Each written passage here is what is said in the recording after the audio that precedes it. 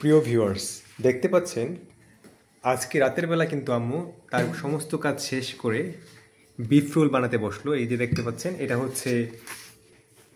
এটা হচ্ছে মাংসের কিমা। দেখতে পাচ্ছেন এখানে গরুর মাংস ইউজ করা হয়েছে। তারপর এখানে দেখুন কত পাতলা করে আম্মু শীটগুলোকে বানিয়ে নিয়েছে। এইভাবে পাতলা করে শীট বানালে বিফ রোলটি খেতে অনেকটাই মচমচে এবং অনেকটাই সুস্বাদু হয়। আর এখানে দেখতে পাচ্ছেন এটা কিন্তু লবণ পানি এবং ময়দা দিয়ে কিছুটা আঠার মতো তৈরি করে নেওয়া হয়েছে এই রোলগুলোকে জোড়া দেওয়ার জন্য। এই যে দেখতে পাচ্ছেন একটা শীট নিয়ে সেটার মধ্যে আম্মু চারপাশে এইভাবে সুন্দরভাবে লাগিয়ে নিচ্ছে।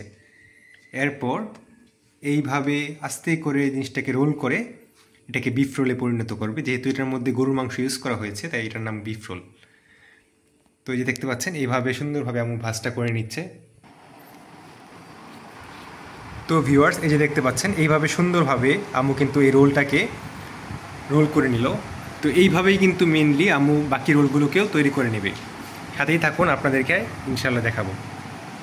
এই যে আবার একটি রোল নিল, রোলের শিট নিল এবং সেটার মধ্যে আবার কিছু পরিমাণ মাংস দিল। দেখতে পাচ্ছেন মাংসের কিমা। এই যে এটার থেকে কিন্তু অত্যন্ত সুন্দর একটা সুস্বাদু ঘ্রাণ আসছিল এবং আমাদের আসলে দেখেই খেতে ইচ্ছে করছিল। তো ভিউয়ার্স, এই যে দেখুন এই রোলটিকেও কিন্তু আম্মু এইভাবে সুন্দরভাবে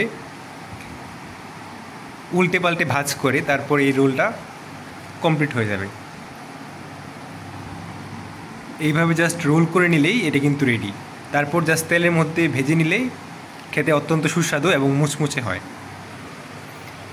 তো এই যে রোলের যে কিমাটা আছে এটা কিন্তু আসলে একটা মেইন ভূমিকা পালন করে রোলের টেস্টের এবং ফ্লেভারের ক্ষেত্রে। তাই আপনারা যদি কিমাটা সুন্দরভাবে বানাতে পারেন সেই ক্ষেত্রে কিন্তু রোলটাও খেতে সুস্বাদু হয়। এই মাংসের কিমাতে কিন্তু আম্মু ইউজ করেছে আদা, রসুন, পেঁয়াজ, জিরা এবং মাংসের কিমা। দেখতে পাচ্ছেন এখানে কিন্তু আম্মু কোনো প্রকারের হলুদ ইউজ করেনি এবং এখান থেকে কিন্তু অত্যন্ত সুন্দর এবং সুস্বাদু একটা ঘ্রাণ আসছিল। আপনারাও কিন্তু এভাবে ফ্লেভারটা যদি একটু ভালোভাবে অ্যাডজাস্ট করে নেন তাহলে কিন্তু জিনিসটা খেতে টেস্টি হয়। এখানে আপনারা চাইলে ম্যাজিক মশলা দিতে পারেন 2 প্যাকেট। আম্মু এখানে যে নুডলসের সাথে যে ম্যাজিক মশলা পাওয়া যায় সেই ম্যাজিক মশলা 2 প্যাকেট ইউজ করেছে, যার জন্য এখান থেকে একটা সুন্দর ঘ্রাণ আসছে। তো প্রিয় ভিউয়ার্স, এই যে দেখুন এখানে রোলগুলো কিন্তু বানানো কমপ্লিট এবং এইখানে কিন্তু আম্মু কিছুটা তেল দিয়ে নিল। আম্মুর ইচ্ছা হচ্ছে যে এখন এইগুলোকে ফ্রোজেন করে রাখবে, যেহেতু এখন রাতের বেলা আমরা কিন্তু আসলে রাতের বেলা রোলগুলো খাবো না। তো আম্মু এগুলো বানিয়েছে ফ্রোজেন করে রাখার জন্য। কেননা ফ্রোজেন করে রাখলে যে কোনো সময় কিন্তু ডিপ ফ্রিজ থেকে নামিয়ে বিকালে নাস্তার জন্য কিংবা সকালে যদি নাস্তা খেতে মন চায় সেই ক্ষেত্রে নাস্তা হিসেবে এগুলো খাওয়া যায়। তো দেখতে পাচ্ছেন এইভাবে ফ্রোজেন করার জন্য আম্মু এই ডালাটির মধ্যে সুন্দরভাবে সাজিয়ে নিচ্ছে। তো ভিউয়ার্স, এখন আম্মু এগুলো ডিপ ফ্রিজের মধ্যে রেখে দেবে। এই যে দেখতে পাচ্ছেন এইভাবে জাস্ট একটু রেখে দিলেই হয়ে যায়। তো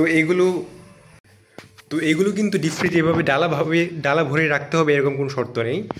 5 থেকে 10 ঘন্টা পর্যন্ত রাখার পর 8 থেকে 10 ঘন্টা রাখার পর কিছুটা শক্ত হয়ে গেলে তখন আপনারা এটা একটা বক্সে ভরে ডিপে রেখে দিতে পারেন। বাসায় মেহমান আসলে কিংবা যখন নাস্তা খেতে ইচ্ছা হবে তখন আপনারা ইজিলি বের করে ভেজে খেলেই দেখবেন আগের মতো সুন্দর টেস্ট লাগছে।